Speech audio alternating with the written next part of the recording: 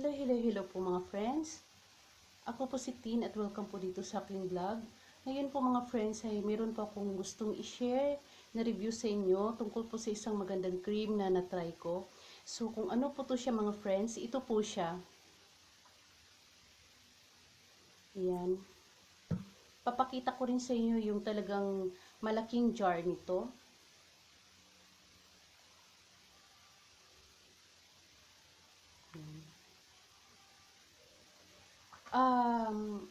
Ito po mga friends, bumili lang po ako ng tester size or itong ganitong maliit na tube kasi yung gusto ko pong mag-testing lang muna bago po ako bumili nung malaki. At saka syempre po ay yung malaki po nito ay nagre-range po ng 500 to 700. Kaya maganda na yung ito muna yung gamitin ko kasi ano lang to, carry sa bulsa.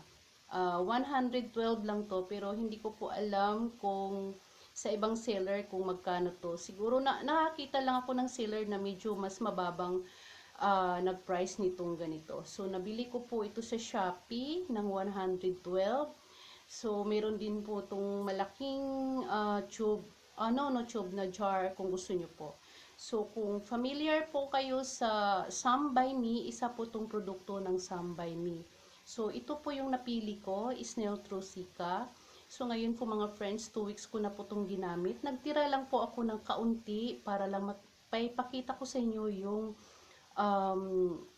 consistency nitong products na to. So, 2 weeks ko na siyang ginamit and then may kunti itong tira.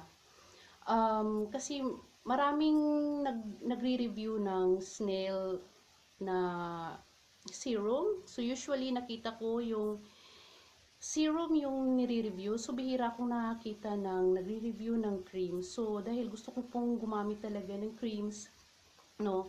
Kaya, maganda kasi toner and then cream. So, pwede rin yung gumamit ka ng toner, tapos magamit ka ng serum and then cream. Mas maganda yung effect nun.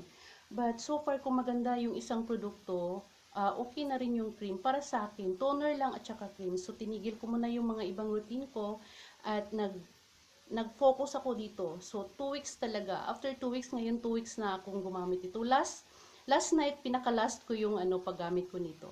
So, before po ako mag-share ng aking review po dito mga friends, kung ano po yung effect nitong Snail Trusika cream sa akin. So, gusto ko lang pong basahin yung description at kanang konting claims ng Snail Trusika cream. So, ito pong Snail Trusika cream is isa po siyang miracle repair cream. It contains black snail, 5 types of ceramides, works to repair damaged skin prone, strengthens skin moisture barrier, leaves your skin complexion healthier, to minimize scars formation.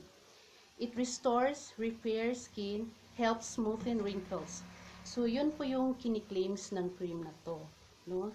Nagpe-prevent siya ng wrinkles, inaayos niyo yung skin cell damage, and it lightens scars. So, ito na mga friends, after nung 3 days kong paggamit nito, or yung kinabukasan, yung first impression ko dito sa Snail Trusika na to, no? Ginamit ko siya nung gabi and then alam mo yung mga friends, yung paggising mo sa umaga, yung first time mo pa lang siyang ginamit, yung parang ang ganda pala ng cream. Kasi yung siya, yung nagbibigay siya ng moisture sa umaga.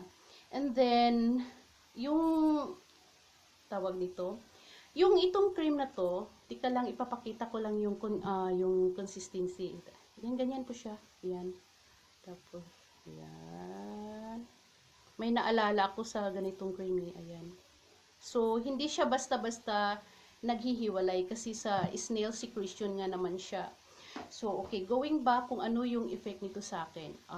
Una mga friends, yung pag-apply ko sa cream na to, nagugustuhan ko siya kasi hindi ako nakaramdam ng irritation or yung panghahapdi. May mga creams na pag in-apply mo, siya mahapdi at discomfort sa feeling.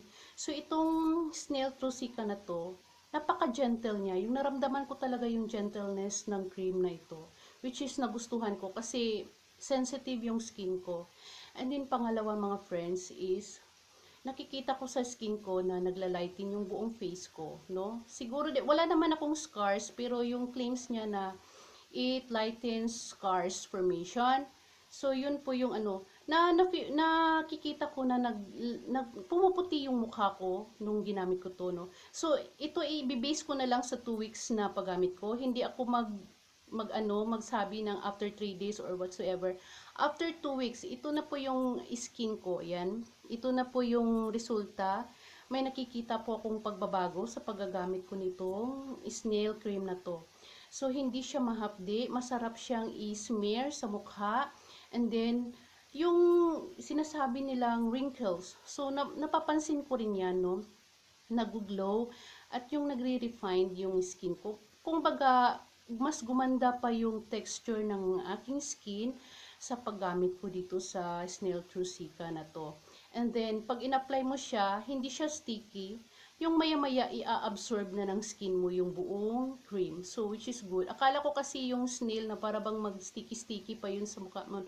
No. Itong Trusika cream na to is napakaganda niya kasi pag in-apply mo, as in, nag-absorb siya sa skin. And it's good. Maganda siya for moisturizer. And yes, gusto ko to. Bibili ulit ako nito dahil nagustuhan ko talaga itong cream na to, no?